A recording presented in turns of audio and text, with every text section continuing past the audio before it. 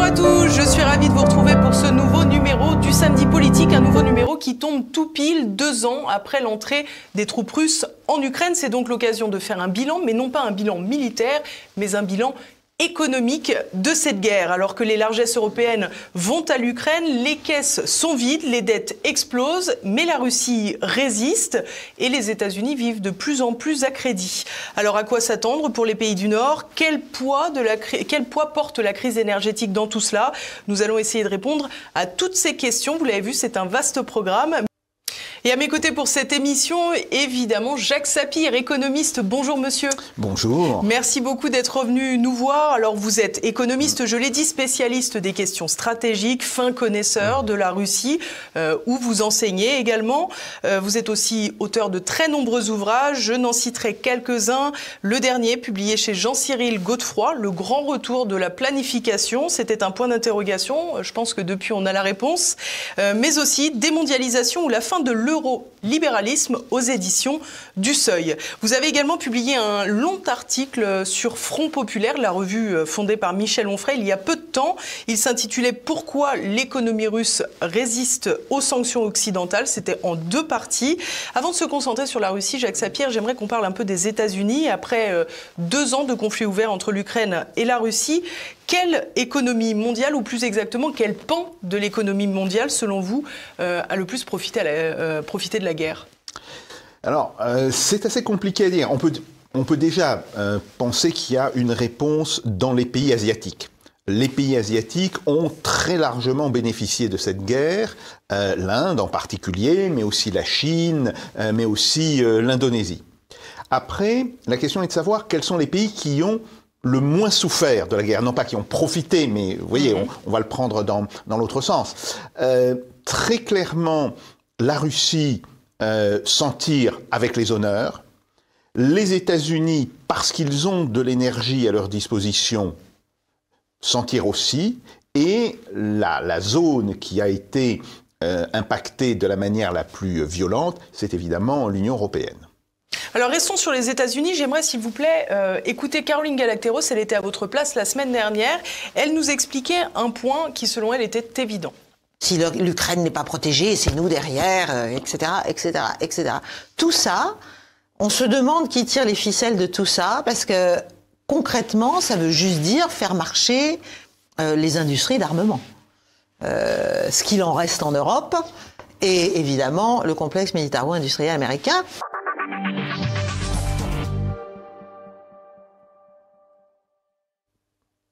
Alors je vais résumer et peut-être caricaturer un petit peu ce propos et ce que les gens pensent parfois. Est-ce qu'on fait la guerre pour booster, j'allais dire, le complexe militaro-industriel et tout particulièrement américain ? Bon, c'est une conséquence. Je ne crois pas que ce soit le but. On voit bien que les États-Unis sont aujourd'hui confrontés à 3 problèmes. Il y a d'abord le problème de l'Ukraine, ou on peut dire le problème européen, dont ils sont largement les responsables, à cause de leur politique d'engagement et d'engagement de l'OTAN vis-à-vis de l'Ukraine, mais qui n'était pas leur priorité au départ. Il y a le problème du Moyen-Orient.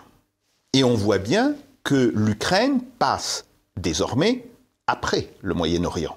La guerre qui se passe à Gaza, aujourd'hui, est bien l'une des priorités du gouvernement américain. Et enfin, on a la priorité des priorités, mais dont personne ne veut réellement parler, c'est Taïwan. Pourquoi ? Parce que Taïwan est un producteur essentiel de pièces électroniques pour les États-Unis. Sans Taïwan, l'industrie américaine et l'industrie de défense auraient énormément de mal à fonctionner. Car les Taïwanais, et ça, il faut leur rendre cet hommage, ont réussi à garder la propriété intellectuelle de ce qu'ils font. Et donc, les États-Unis sont aujourd'hui devant le dilemme suivant, qui est de dire, bien sûr, on est engagé en soutien à l'Ukraine, on est encore plus engagé en soutien à Israël, mais s'il se passe la moindre chose sur Taïwan, alors pour nous, ça peut être dramatique. Et donc, se pose la question de savoir, est-ce que les États-Unis sont aujourd'hui en capacité de faire face à 3 guerres, ou en tous les cas, 3 urgences militaires importantes. Et la réalité, c'est qu'ils ne le peuvent pas. Ils ne le peuvent pas. Donc, ça veut dire qu'ils vont se désengager d'Ukraine. Alors, bien sûr, il y aura toujours les discours, mais sur le fond, on est en réalité dans une logique de désengagement d'Ukraine. C'est aussi pourquoi Biden commence à mettre une certaine pression sur le gouvernement israélien pour lui dire « faudrait négocier ». Et là, il a affaire à des gens qui sont relativement immunisés contre les pressions américaines ou qui, en tous les cas, feront tout pour ne pas les entendre. Donc, on a cette question-là. Si je reviens maintenant sur le complexe militaro-industriel américain, eh bien, il s'est rendu compte de plusieurs choses. Tout d'abord, qu'il n'a pas, dans l'instantané, la capacité de produire, je dirais, de quoi alimenter deux guerres chaudes et deux guerres qui sont ce qu'on appelle désormais des guerres à haute intensité. Les stocks américains ont été vidés par l'année d'aide à l'Ukraine, grosso modo 2022, début 2023. Les États-Unis ont donné pour l'équivalent de 10 ans de stock de missiles anti-chars, de missiles anti-aériens. Bon. Donc se pose la question de la production. Et d'autant plus que désormais, Israël et le soutien militaire que les États-Unis apportent à Israël aussi prélèvent une part importante du matériel américain.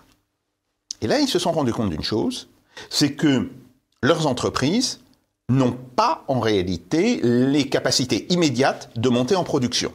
Alors, il y a plusieurs raisons pour cela. Tout d'abord, un manque de main-d'œuvre qualifiée. Ils ont tellement réduit la production dans le complexe militaro-industriel qu'ils se trouvent en face d'un véritable problème. Alors, d'ingénieurs, ça fait longtemps d'ailleurs. On croirait notre industrie du nucléaire un peu. Oui, mais je dirais que c'est même pire, parce que là, vraiment, ils ont perdu de la substance en matière d'ingénieurs, en matière d'ouvriers qualifiés, et ils se rendent compte que pour toute une série de produits, ils sont dépendants de l'étranger. Alors, ils sont dépendants de Taïwan et même de la Chine pour le matériel électronique. Vous savez qu'on a retrouvé des puces d'origine chinoise dans le F-35, ce qui évidemment pose un petit problème. Bon. C'est une belle ironie quand même. Voilà. Hein, oui. Mais il y a aussi d'autres produits. Par exemple, la question des munitions. Ils avaient un plan pour monter leur capacité de production de munitions à 1 million d'obus de 155 mm par an. Bien. Et aujourd'hui, les entreprises disent on ne peut pas. Pourquoi ? On n'a pas assez de produits chimiques. Et oui, la production d'obus, bien sûr, il faut du métal, mais il faut aussi du produit chimique. Il faut du produit chimique pour la cartouche, pour la poudre propulsive, il faut du produit chimique pour la poudre explosive que contient l'obus. Ces produits chimiques, ils les importaient de Russie. Donc, pas de bol. Voilà, petite ironie dans cette histoire. Donc en réalité, quand on dit oui, c'est pour financer le complexe militaro-industriel, non, il ne faut pas se tromper dans les priorités. Que le complexe militaro-industriel en profite, qu'il fasse monter les prix. Ben oui, on met de l'argent sur la table, la capacité de production ne suit pas, il y a un déséquilibre entre la demande et l'offre, les prix montent. C'est un mécanisme de marché assez classique. Bon, mais ce n'est pas ça qui était l'origine du conflit. L'origine du conflit, c'est que les États-Unis étaient dans une logique de confrontation, et de confrontation de plus en plus violente avec la Russie, et que c'est un petit peu comme au poker. Poutine a fait tapis. Il demande à voir, alors, jusqu'où êtes-vous prêt de soutenir l'Ukraine ? Et là, les États-Unis se rendent compte qu'ils n'avaient pas les moyens de leur stratégie générale. Ou plus précisément, leur stratégie générale consistait à se présenter toujours comme une puissance mondiale, c'est-à-dire capable de gérer plusieurs conflits à la fois. Ils n'en sont plus capables aujourd'hui. Et ça, ils commencent à le comprendre, d'où l'amorce d'un désengagement vis-à-vis de l'OTAN et vis-à-vis de l'Europe. Très bien, ça posera d'autres problèmes à l'Europe, mais même s'ils le font, la capacité de gérer deux crises majeures, Taïwan et le Moyen-Orient, reste très problématique. Comment jugez-vous aujourd'hui l'économie des États-Unis de Joe Biden ? Alors, c'est une économie qui est reparti après la crise de la Covid. Il y a eu des mesures qui ont été prises par Joe Biden qui sont de bonnes mesures, hein, comme par exemple l'Inflation Reduction Act, mais qui aujourd'hui... Alors qu'on s'entende bien, pardon, excusez-moi, parce que je sais ce qu'on va avoir dans les commentaires, qui sont de bonnes mesures pour les États-Unis. Pour les États-Unis, oui, tout à fait. Là, si vous voulez, je me mets à la place d'un Américain. Donc, il a pris des bonnes mesures, mais la traduction de ces mesures en réalité commence à poser problème. Et là, on retrouve, je dirais, une plaie générale de l'économie américaine. Les États-Unis ne forment pas assez d'ingénieurs. Alors, bien sûr, pendant tout un temps, ils recrutaient des ingénieurs étrangers. Bon. Mais ils ont mis tellement maintenant de freins à l'immigration, et en particulier l'immigration des étudiants. Vous savez, ils ont bloqué ça par rapport à la Chine. Bon, commence à avoir un vrai problème. Ils ont laissé la main-d'œuvre ouvrière baisser en qualité. Or, il y a toute une série de choses où pas possible. Il faut des gens qui soient réellement compétents. Par exemple, 2 domaines importants. Le domaine aéronautique. Et une partie des problèmes que rencontre Boeing sont liés à des malfaçons sur la chaîne de production. Tout simplement parce qu'on est obligé de recruter des ouvriers qui n'ont pas les compétences nécessaires. Mais il y a un autre problème et qui se pose, c'est la production des sous-marins. Sur la production des sous-marins nucléaires, tous les chantiers prennent actuellement beaucoup de retard pour la bonne raison que l'on est en manque d'une main-d'œuvre extrêmement spécialisée. Donc, c'est là où on se rend compte que, globalement, les États-Unis commencent à, je dirais, se heurter aux limites d'un système qu'ils avaient eux-mêmes mis en place, mais qu'ils avaient mis en place il y a 30 ans. C'était l'idée de dire, bon, l'industrie américaine n'a pas tellement de problèmes, on pourra toujours s'approvisionner chez un tel, chez un tel, chez un tel. On développe beaucoup les services financiers en particulier, oui, Wall Street et reste la grande place internationale. Mais aujourd'hui, qu'ils se rendent compte que cette forme de délocalisation n'est plus tenable, qu'ils sont engagés eux-mêmes dans un processus de relocalisation, ils devraient se poser la question, qui est la première, ce qui est formation des hommes et des femmes, bien sûr. Si vous voulez. Bon. Et là, ils ont pris un tel retard que... Alors, je ne dis pas que ce soit un problème insurmontable. Ils peuvent peut-être le surmonter en 10 ans ou en 15 ans. Mais dans l'immédiat, ou disons dans les 2-3 ans qui viennent, ils ne pourront pas. Donc ça pose un véritable problème pour l'économie américaine globalement.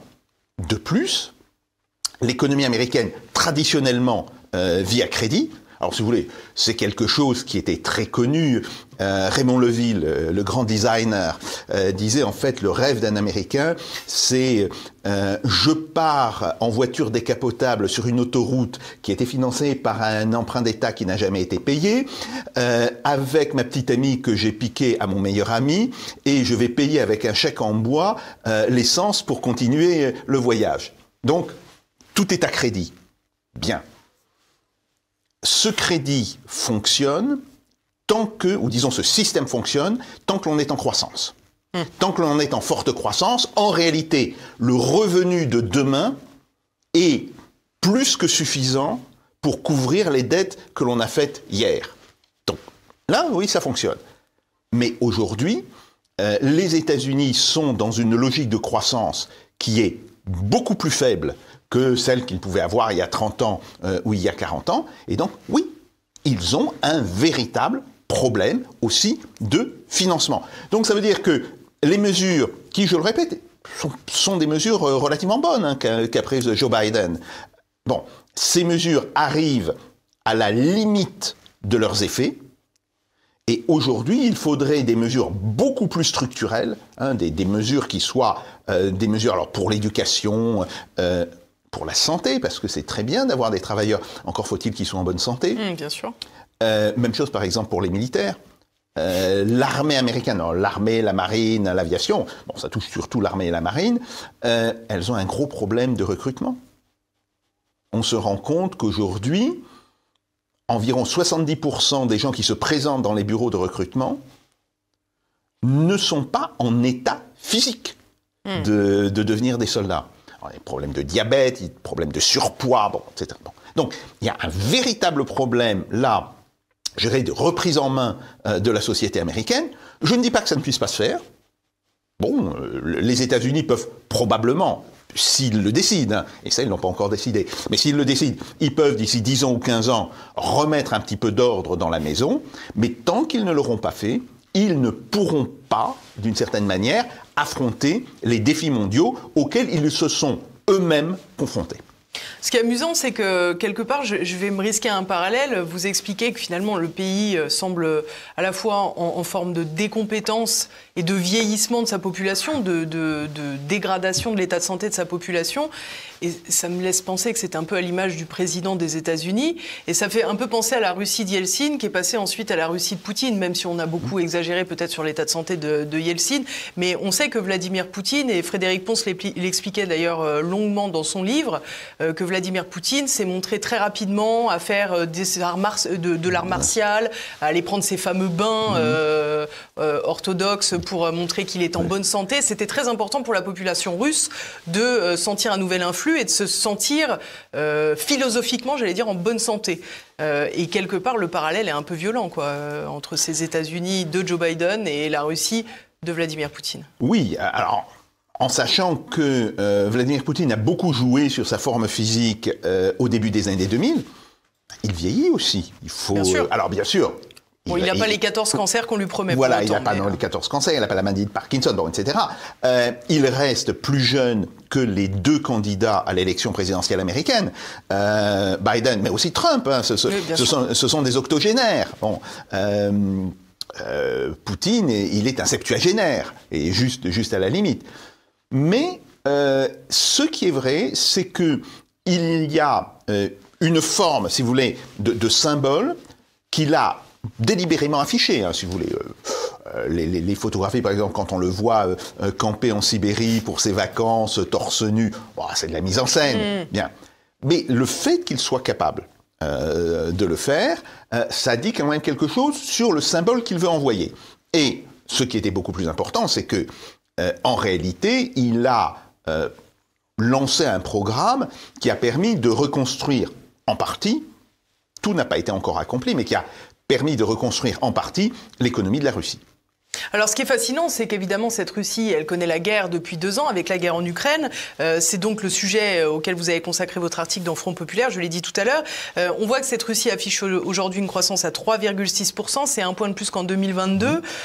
Comment expliquez-vous cette résilience face au combat qu'elle est contrainte de mener, à savoir le front militaire? Alors, bon, d'abord, sur la croissance russe, tout d'abord, on a réduit l'impact de la récession. J'ai dit d'ailleurs sur votre antenne que la récession serait pour 2022 de moins de 1%. Aujourd'hui, et c'est un processus assez normal, hein, parce qu'il faut toujours savoir que les chiffres, quand on les donne quelques semaines après la fin de l'année, hein, même chose d'ailleurs pour l'INSEE, hein, quand l'INSEE va donner ses chiffres pour la croissance en 2023, il faut toujours savoir que ça ne sera qu'une estimation. On aura les chiffres définitifs qu'à la fin de 2024, voire au début de 2025. Bon. Et donc, on s'est rendu compte qu'on avait encore surestimé la récession. La récession n'est pas de moins 2,1, elle est de moins 1,2. Le Fonds monétaire, d'ailleurs, s'est calé sur cette nouvelle estimation. On a effectivement 3,6% cette année. On aura peut-être plus, car, là encore, les 3,6%, ils sont dits depuis quelques jours. On est encore à quelques semaines après la fin de 2023. On n'a pas les chiffres définitifs. C'est pas consolidé, on va dire. C'est pas consolidé. Donc, il est possible que l'on monte à 4. C'est une possibilité. Bien. Et on a la prévision, cette fois-ci, sur 2024, qui tourne autour de 2,4, 2,5. Alors, oui, vous avez raison de souligner ça. C'est extrêmement important, parce qu'on voit que la Russie, sur ces 3 ans, fait mieux que la France. Qui n'est pas en guerre, qu'on sache. Qui n'est pas en guerre, fait mieux que l'Allemagne. Donc, voilà, il y a un véritable... Alors, la raison, c'est une économie qui a particulièrement bien résisté au choc des sanctions, qui a bien résisté parce que une partie des sanctions avait été anticipée, et on le voit très bien dans le domaine financier.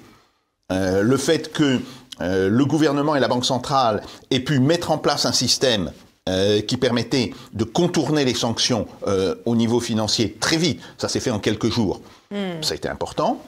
Notamment la fin de SWIFT, hein, c'est ça La fin de SWIFT, la substitution du yuan au dollar. Alors maintenant, le yuan, ça représente 45% des transactions financières sur la place de Moscou. Et les comptes en devises en yuan sont désormais plus importants que les comptes en devises en dollars et en euros.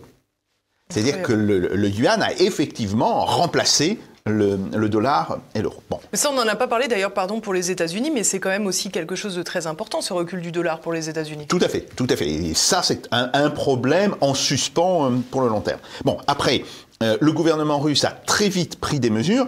Et il faut savoir que la loi qui donnait les pleins pouvoirs économiques, qui a permis au gouvernement russe d'agir, elle a été votée le 8 mars. Donc, l'intervention, c'était le 24 février, même pas, c'est 12 jours, enfin, ouais. C'est très rapide. Bon. Il y a la réaction des entreprises, qui a été très positive, et qui nous a tous surpris, je m'inclus dans le lot, si vous voulez. Moi, je pensais que la Russie connaîtrait une récession de moins 4, moins 5%. Hein. Bon, pas les moins 10, moins 12 qui étaient annoncés par les institutions occidentales, mais moins 4, moins 5%, ça semblait réaliste. Non. Les entreprises ont beaucoup réagi, et au cœur de cette réaction, il y a effectivement la question de l'investissement. Et ça, ça fait une rupture par rapport aux autres crises qu'avait connues la Russie. La crise de 98, bien sûr, mais la crise des subprimes. La Russie a été fortement touchée par la crise des subprimes. La première vague des sanctions, qu'on oublie en règle générale, qui a frappé la Russie 2014-2015, et la crise de la Covid, qui a aussi été une crise... bon. Dans ces 4 cas, l'investissement baisse. Si vous voulez, le premier résultat de ce choc, c'est une baisse de l'investissement. Et là, au contraire, on a vu l'investissement augmenter, non seulement augmenter, je dirais, en pourcentage du PIB, mais augmenter globalement, c'est-à-dire augmenter de manière absolue. Et il a encore plus augmenté en 2023. Et, si vous voulez, cet effort d'investissement, il porte en réalité l'économie russe actuellement. L'économie russe, elle va bien parce qu'il y a eu un effort d'investissement important. Alors, bien sûr, une partie de cet investissement a été fait pour des raisons militaires. Si vous voulez, il est tout à fait clair que le gouvernement russe a fait monter l'industrie militaire très vite. Mais quand on regarde les chiffres, on voit que ça ne représente qu'à peu près 40% de la croissance. Après, il y a la consommation des ménages, qui est extrêmement importante. Et il y a aussi d'ailleurs l'immobilier, parce qu'il y a actuellement une espèce de frénésie immobilière dans les grands centres de Russie. Et puis il y a, je dirais, un mécanisme de relocalisation de l'industrie, ou disons de substitution aux importations, qui doit expliquer au moins 20% de la croissance actuelle de la Russie. Donc, ce sont ces différents facteurs mis ensemble qui expliquent que la Russie aujourd'hui, elle est portée par une dynamique de croissance. Alors, bien sûr, la croissance va retomber par rapport à 2023 en 2024. Une partie de la croissance de 2023, c'était aussi un rattrapage par rapport à 2022. Mais même si la Russie se retrouve avec une croissance en 2024 de 2,4, 2,6%, ça reste très supérieur à ce que l'on fait en Europe. Ça restera même supérieur à ce que l'on fait aux États-Unis. Alors, ce qui est assez intéressant dans ce que vous nous expliquez, Jacques Sapir, aussi bien avec la part d'investissement que vous souleviez tout à l'heure, qu'avec cette capacité à réagir aux sanctions de 2014 et à apprendre du passé, on a l'impression, nous, en Europe, qu'on est totalement incapable de cela. 1, on est incapable de prévoir, donc on ne peut plus investir. Et 2, on est incapable d'apprendre et de se rendre compte de nos erreurs. Et là, on voit que la Russie réussit justement à avoir de bons résultats grâce à ces 2 facteurs. Oui, c'est vrai. c'est vrai qu'il y a un mécanisme en Russie, je dirais, d'apprentissage. Et que...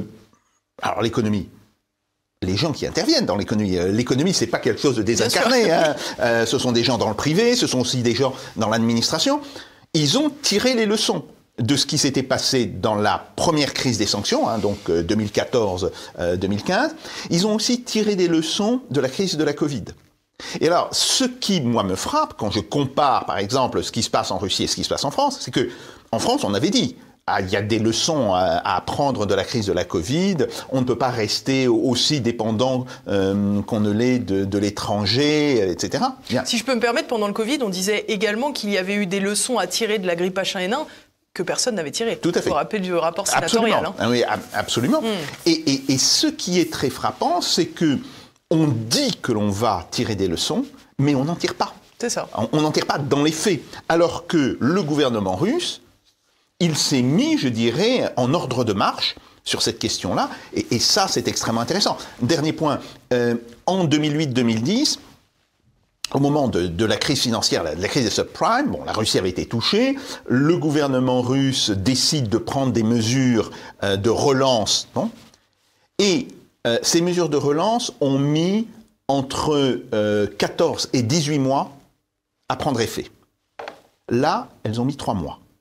Donc il se passe aussi quelque chose dans le fonctionnement de l'administration, où là, visiblement, le gouvernement dit non, une administration qui traîne les pieds ou qui dit mais il y a toute une série de détails à régler, non, ça va pas, il faut qu'on puisse le faire plus vite. Et ça me semble aussi quelque chose vraiment d'instructif par rapport à ce qui se passe en Russie. On a un sentiment d'urgence qui a, d'une certaine manière, amené à de nouvelles pratiques au sein de l'économie. D'un pays gigantesque en plus, hein, on le rappelle. Par ailleurs, donc, qui est quand même pas simple à administrer.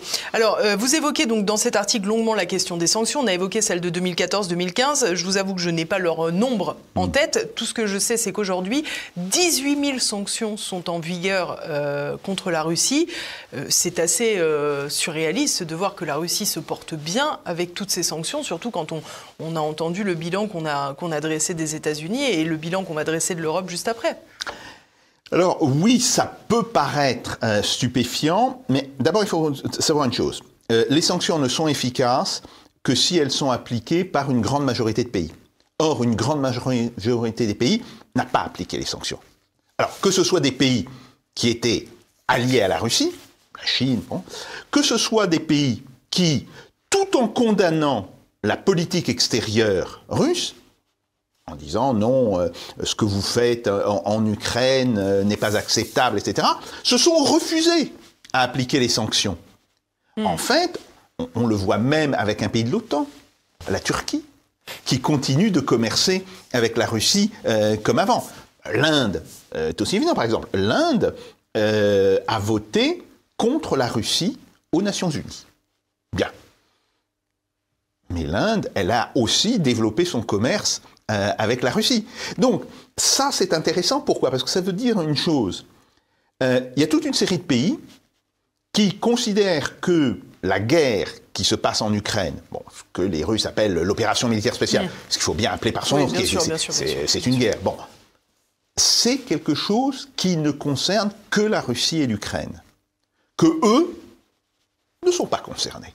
Et que donc, ils ne voient pas pourquoi ils mettraient en œuvre des sanctions contre les entreprises russes ou contre la Russie en tant qu'État. Donc, quand on a ce type de situation, ben évidemment, on a un problème quant à l'efficacité des sanctions. Ajoutons à cela le fait que la Chine est, depuis 2016-2017, la première puissance économique du monde, pas par habitant, bien sûr. La Chine, c'est 1,450 milliard habitants. Bon, mais en termes de volume, elle est la première puissance économique du monde, et que le fait que la Chine soit en soutien de la Russie, évidemment, est quelque chose de tout à fait essentiel pour la capacité de la Russie à faire face aux sanctions. On a le sentiment aussi finalement que c'est philosophiquement un peu l'effondrement de l'hégémonie occidentale, finalement, ce que vous nous expliquez, parce que quand on écoute l'Occident dicté par les bons sentiments, tout le monde doit condamner la Russie. En réalité, il y a un réalisme politique qui s'est mis en place et qui est très éloigné des obsessions occidentales, quoi. Oui, tout à fait. Alors, c'est vrai d'un point de vue idéologique, mais c'est aussi vrai d'un point de vue économique. Je vous ai dit. Oui, on peut dissocier les deux, d'ailleurs, voilà. comme fait l'Inde. Absolument. En 2016-2017, la Chine passe devant les États-Unis, mais encore plus intéressant, l'ensemble des BRICS sont passés devant le G7. Ils sont passés visiblement l'année dernière. Bon, alors que ce soit l'année dernière, que ce soit plutôt au début de cette année, ça n'a pas beaucoup d'importance. Mais il faut toujours rappeler une chose. Le G7, en 1992, ça a représenté 45% de l'économie mondiale. 45%, ben, pratiquement la moitié. Aujourd'hui, on est autour de 32-33. Et les BRICS, bon, qui n'existaient pas encore, mais qui en 1992, si on additionnait le PIB de ces différents pays qui pesait que 16%, à peu près le tiers de ce que pesait le G7, aujourd'hui pèse au moins autant, voire plus. Donc ça aussi, c'est un changement absolument gigantesque dans les, dans les rapports de force dans l'échiquier mondial presque. Absolument. Est-ce qu'aujourd'hui on peut considérer ou pas que la Russie est dans ce que l'on appelle une économie de guerre? Non. Non. La Russie a des dépenses militaires importantes, oui, c'est vrai. Alors, ça dépend comment on fait le calcul, mais on sait que ça représente entre 6 et 6,5 du PIB. Oui, c'est important. Hein. Par exemple, les pays européens, c'est autour de 2%. Bien. Mais en même temps, il faut savoir que des chiffres de ce type-là ne caractérisent pas une économie de guerre. Une économie de guerre, c'est quand vous avez des dépenses militaires qui représentent environ 20% de votre PIB. Donc c'est nettement au-delà. Et il y a une manière de comparer le poids de l'effort militaire russe de manière historique. Si vous prenez, dans les années 60, qu'est-ce que sont les dépenses militaires aux États-Unis? Ben, les dépenses militaires aux États-Unis, c'est entre 7,5 et 8,5%. Hein, c'est le moment de la guerre du Vietnam, hein, donc il y a un engagement important des États-Unis, mais pas seulement. Avec la réussite qu'on connaît d'ailleurs. Voilà, mais les États-Unis mènent aussi une course aux armements sur les missiles intercontinentaux, sur les sous-marins lance-missiles, etc. Bon, résultat, les États-Unis dépensent entre 7,5 et 8,5% pour leur défense dans les années 60. Donc on voit que la Russie reste en fait en deçà de ce niveau-là. Alors oui, bien sûr, ça fait beaucoup, hein, ça fait grosso modo le triple de ce que l'on a en France, bon, mais c'est quelque chose qui est parfaitement supportable par l'économie russe, qui ne la met pas en danger, et surtout, ça veut dire que dans la production industrielle, tout ne va pas à la défense. En réalité, il y a une grosse partie qui alimente la consommation des ménages, la consommation publique hors défense, c'est-à-dire la construction de ponts, de routes, d'hôpitaux, d'écoles, etc. On parle souvent dans le cadre du conflit militaire entre l'Ukraine et la Russie de la zone de la mer Noire. On sait que depuis que le conflit a éclaté, et tout particulièrement depuis les 6 derniers mois, il y a beaucoup de manœuvres qui sont effectuées dans cette zone. On sait également que le port d'Odessa notamment, mais que la zone est amenée à avoir transité beaucoup de marchandises. Quel est l'impact pour l'économie russe, cette zone de tension Alors, c'est un impact qui, pour la Russie, reste limité, parce que la Russie a d'autres ports qui ne sont pas sur la mer Noire pour faire sortir ses marchandises. Hein. Il y a la Baltique, évidemment. Il y a l'océan glacial arctique, Mourmansk, tous les ports qui sont au nord de la Russie. Bon, et la fameuse route du Nord, hein, qui n'est utilisable qu'en été... Enfin, l'été et une partie de l'automne, qui longe en fait le pôle, mais qui est en fait beaucoup plus courte quand on veut aller en Chine. Bon. Et puis il y a aussi les ports sur l'océan Pacifique, bon, Vladivostok, Nakhodka. Bon.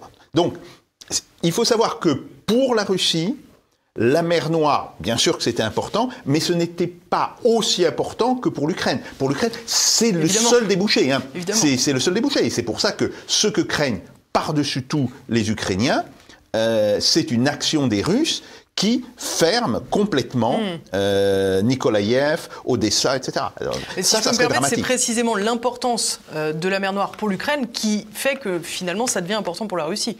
Oui, militairement. Mais je dirais que économiquement, bon, la Russie a beaucoup moins d'intérêt dans la mer Noire que n'en a l'Ukraine. Alors, on a fait un tour d'horizon de cette santé économique et des conséquences des sanctions occidentales. Je vais poser une question un peu provocante. Si on voulait mettre à genoux la Russie, qu'est-ce qu'il aurait fallu faire ? D'abord, est-ce que c'était possible ? C'est ça la vraie question.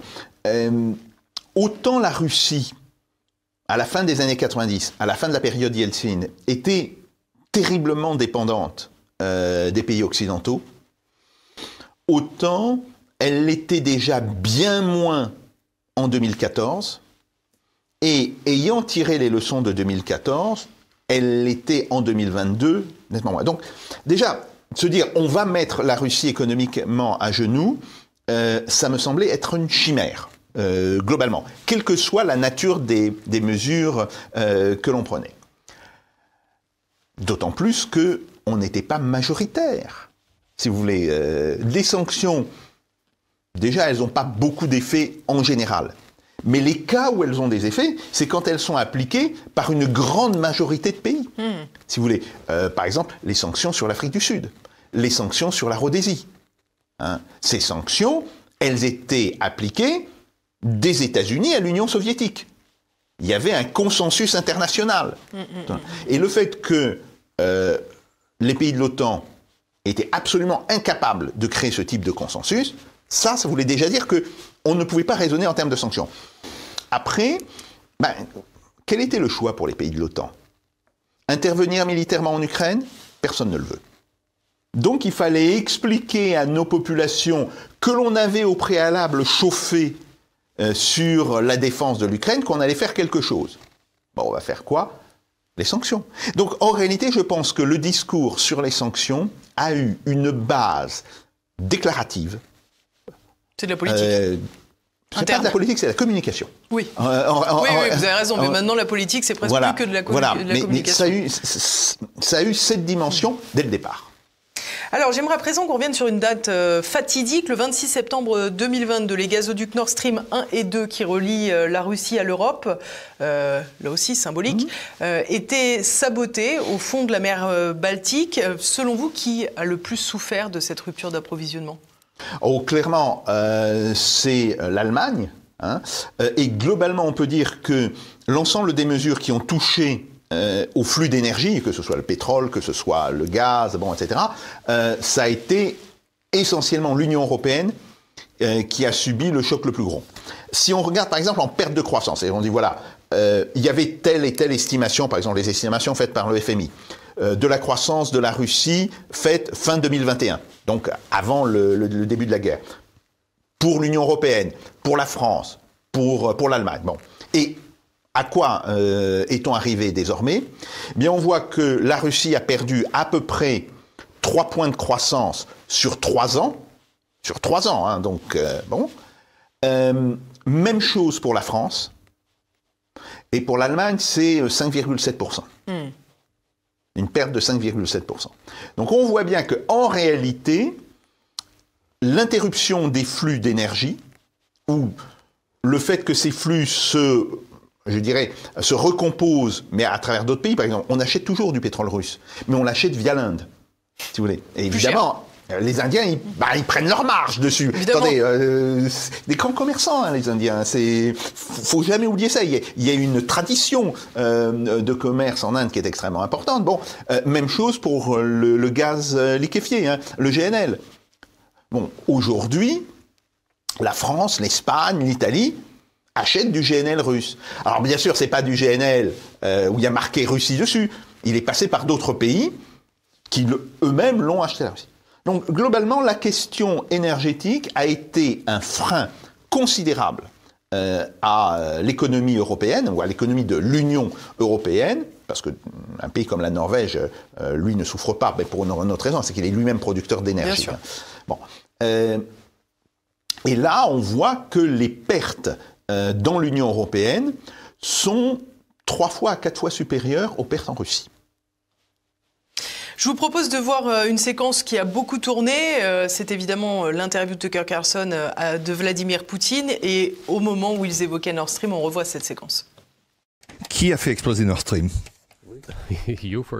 Vous, bien sûr. Personnellement, oui, vous avez un alibi. Mais la CIA, elle n'a pas d'alibi pareil. Est-ce que vous comprenez pourquoi? En l'occurrence, ici, vous ne cherchez pas celui à qui le crime profite, mais celui qui peut le faire. Parce que celui qui est intéressé, il peut y avoir beaucoup de personnes qui sont intéressées. Il faut être capable d'aller au fond de la mer Baltique et réaliser une telle explosion. Donc ces deux éléments, ils doivent être liés. Qui est intéressé et qui peut le faire.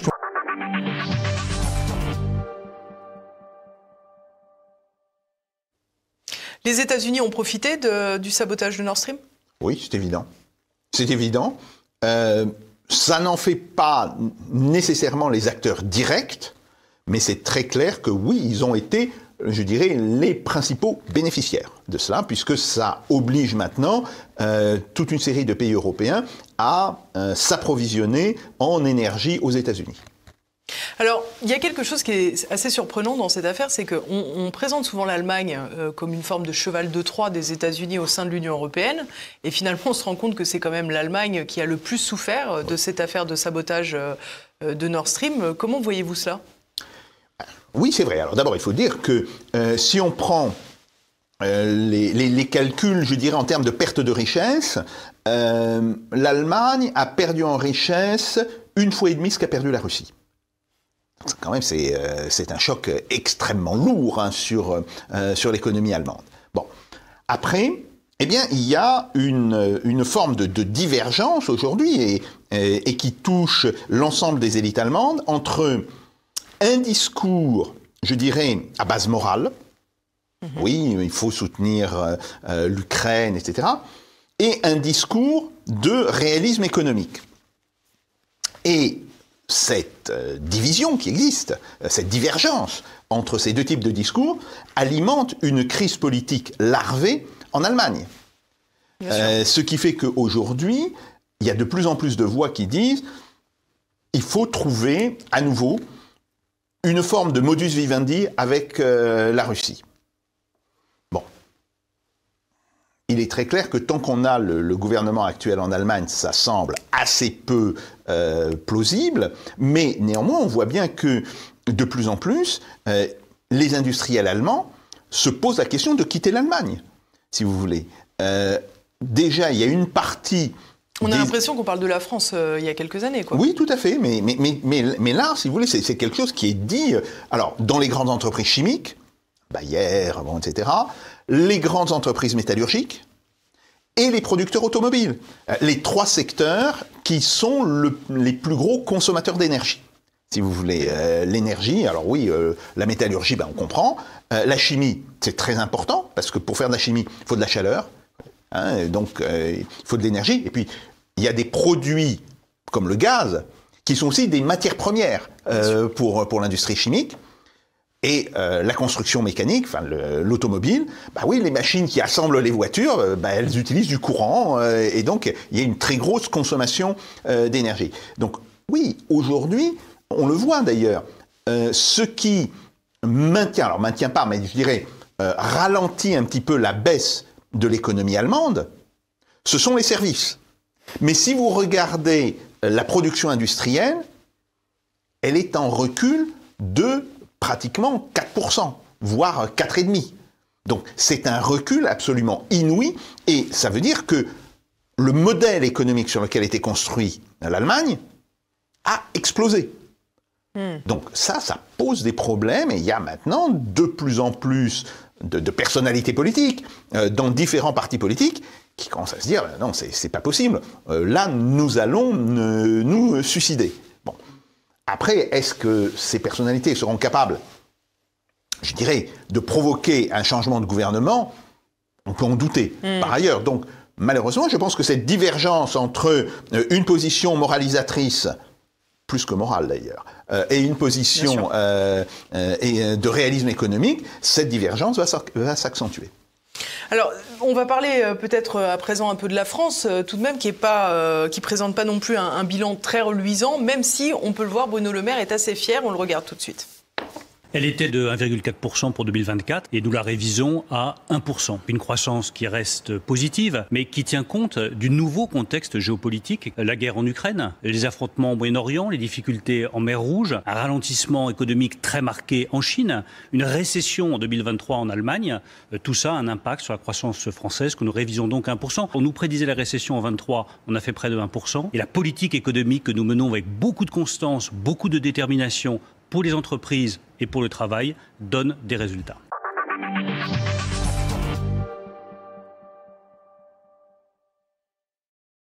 L'avantage, c'est que Bruno Le Maire, qu'il soit écrivain ou qu'il soit ministre de l'économie, il est toujours extrêmement fier de lui et quand ça va pas, c'est pas de sa faute. Oui, ça c'est un grand classique. Alors, oui, l'économie française, paradoxalement, est une des économies de l'Union européenne qui va le moins mal. C'est exact. Nous avons fait 2,4% de croissance en 2022. Nous avons fait non pas 1, mais 0,8 en 2023. Et nous ferons probablement encore 0,8 en 2024. Donc on reste toujours en positif, très faiblement, mais on reste en positif. C'est entièrement exact. Après, comparé aux prévisions qui étaient faites en 2021, je l'ai dit tout à l'heure, hein, c'est un recul de 3%. Globalement, la croissance réelle par rapport à la croissance qui était anticipée en 2021, il y a une différence de 3%. Ça, c'est le premier point. Alors, comme nous sommes moins industrialisés que l'Allemagne, et de beaucoup, nous avons moins souffert. Et paradoxalement, c'est ce qui nous a protégés très largement. Nos entreprises étaient moins dépendantes de l'énergie. D'abord, notre secteur industriel est plus petit et nos entreprises étaient moins dépendantes de l'énergie. On n'a pas de grandes entreprises chimiques en France, ou disons, travailler en France. Après, on peut en voir à l'étranger. Vous savez que, par exemple, Total a quasiment à 80% de ses raffineries hors de France. Bon. Donc, voilà, ça, c'est ce qui nous a un petit peu protégés. Mais on a d'autres problèmes qui, eux, ne sont pas du tout liés à la conjoncture internationale, c'est la baisse de la productivité du travail. Et si vous regardez, par exemple, qu'est-ce qui explique la stabilisation du chômage en France? Le maquillage des chiffres, souvent. Non, non. Hors maquillage des chiffres, alors maquillage des chiffres, pas maquillage des chiffres, c'est l'utilisation de différents concepts. Oui. Tout le monde est centré sur la catégorie A, et en fait, il faudrait regarder les catégories A, B et D. Bon, ok. Oui, mais et puis quand les chômeurs n'ont plus le droit aux allocations, souvent ils se déclarent plus comme étant chômeurs. Et quand on réduit les conditions d'allocation... Oui, mais vous pouvez inclure les gens qui sont en RSA. Bon. Globalement, effectivement, il y a eu une petite embellie sur le domaine de l'emploi. Mais à quoi est-elle liée? Elle est liée à deux choses. Un, la baisse de productivité. La productivité du travail en France a baissé de 5%. Alors, c'est très bien. Comme nous maintenons, d'une certaine manière, la production, ça veut dire qu'il faut embaucher plus de monde. Tout bêtement. Mais ce n'est pas ça. Si vous voulez, cette baisse de productivité, elle provoque de l'inflation, parce que quand la productivité des entreprises baisse, les coûts augmentent. Donc ça, c'est un premier point. Et deuxièmement, ça pose un problème quant à l'équilibre de notre système des retraites, qui, lui, était basé sur l'idée que l'on aurait des gains de l'ordre de 1 à 1,5% de productivité sur longue période. Donc ça, c'est un premier problème. Et le deuxième problème, c'est une partie de ces gains d'emploi sont strictement liés à des aides de l'État. Les aides de l'État aux entreprises sont très largement corrélées aux améliorations de l'emploi dans l'industrie et dans toute une série d'autres secteurs. Ce qui veut donc dire que l'amélioration de l'emploi, elle dépend du niveau d'aide que l'État apporte aux entreprises. Oui, il faut savoir que les entreprises françaises sont les plus aidées dans l'Union européenne. C'est quand même intéressant. L'ampleur des aides publiques aux entreprises, directes ou indirectes, par exemple par exception fiscale, exemption fiscale, etc., ça représente 3 points de PIB. 3 points de PIB. Bon. Et la chute de la productivité. Alors, je veux bien qu'on se réjouisse d'une telle situation. Moi, j'y vois plutôt des signes d'inquiétude. Et il y a un point qui est extrêmement mauvais. C'est l'accroissement, pas tellement du déficit budgétaire, mais du déficit commercial. Le déficit commercial de la France, et qui est en réalité le vrai indicateur de la santé économique. Il est, depuis plusieurs années, absolument désastreux. Donc là, oui, je pense qu'on a quelque chose de très grave qui est en train de se passer dans l'économie française. Alors j'aimerais maintenant qu'on reparte et qu'on ouvre l'entonnoir, j'allais dire, au vu de cette situation catastrophique en Allemagne, peu reluisante et surtout inquiétante pour l'avenir en France, quand on nous parle de cette sécurité européenne, de cette volonté de Vladimir Poutine d'avancer après avoir conquis l'Ukraine, etc., etc., vous nous avez expliqué tout à l'heure que la Russie consacrait 6,5% à sa défense en Europe, alors qu'on multiplie les déclarations d'inquiétude quant à une invasion russe. Vous nous avez dit que c'était 2% à peu près, 2,5% du PIB. Alors ça, encore une incohérence. Oui, alors c'est une incohérence et en fait ça révèle quelque chose de plus profond. Tout d'abord le fait que l'Union européenne n'a pratiquement plus d'industrie de défense. Alors, je vous donne un exemple. Le gouvernement français dit « nous allons doubler la production d'obus ». Bon, d'accord. Après vous demandez « mais c'est quoi la production d'obus » On en produisait 30 000 par an, on veut en produire 60 000 par an. Alors, d'accord, 60 000 obus par an, les Russes, ils en tirent entre 8 et 10 000 par jour. Donc, en réalité, il n'y a pas de sujet. Si vous voulez, il n'y a pas de sujet. Même chose dans toute une série d'autres domaines. Il y a une entreprise qui devait livrer des fusils à l'Ukraine, qui ne les a toujours pas produits. Elle ne les a pas produits parce que elle n'a pas les crédits. Alors, on a dit qu'on allait lui donner le crédit, ils ne sont toujours pas donnés. Elle n'a pas les matières premières. Comme elle n'a pas les crédits, elle n'a pas pu régler ses fournisseurs. Et elle n'a pas pu embaucher de la main-d'œuvre qualifiée. Et c'est, si vous voulez, ça se passe aussi en Allemagne, ça se passe aussi au Danemark, etc. Non. En fait, on est dans un système où les femmes et les hommes politiques croient que donner de l'argent suffit.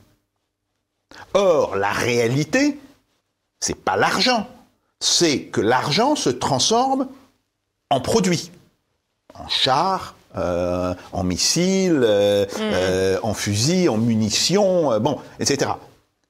Et aujourd'hui, nous n'avons plus cette capacité.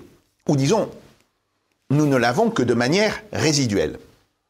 Alors, prenons les 3 milliards d'euros que la France a déjà donnés comme aide militaire à l'Ukraine. Bon. Vous avez 1,7 milliard qui sont des dons d'anciens matériels. Et on arrive au chiffre de 1,7 milliard, non pas en comptant le coût des matériels, parce qu'il aurait fallu enlever les amortissements, etc., mais en calculant ce que cela nous coûtera si on veut racheter des matériels équivalents. D'accord. Bon. Vous avez 1,3 milliard au-delà.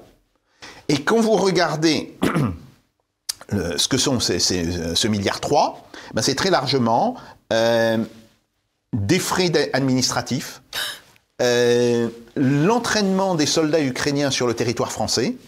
Ah oui, bon, très bien. On en a entraîné 7000. C'est-à-dire... Ce qui pose quand même un problème. Moins que la perte mensuelle sur le front. Oui. En plus. Voilà. Mais ça pose quand même un problème au regard de la Russie pour la belligérance et compagnie. Tout à fait. Mais bon, on a ça, bien. Et les Ukrainiens eux-mêmes ont dit à Macron, enfin Zelensky, quand il est venu à Paris, il a dit « Mais on n'a pas vu la couleur de l'argent que vous nous avez promis. » Et qu'est-ce qu'a fait Macron? Il a dit « Je vais vous donner 3 milliards de plus. » Mais ces 3 milliards de plus, ne peuvent pas se traduire actuellement en capacité militaire. Oui, c'est des vœux pieux. Voilà, c'est des vœux pieux, et qui donc, comme il n'y a pas de quoi acheter, qui resteront bloqués dans les caisses du Trésor. C'est-à-dire qu'on a un président qui dit une chose.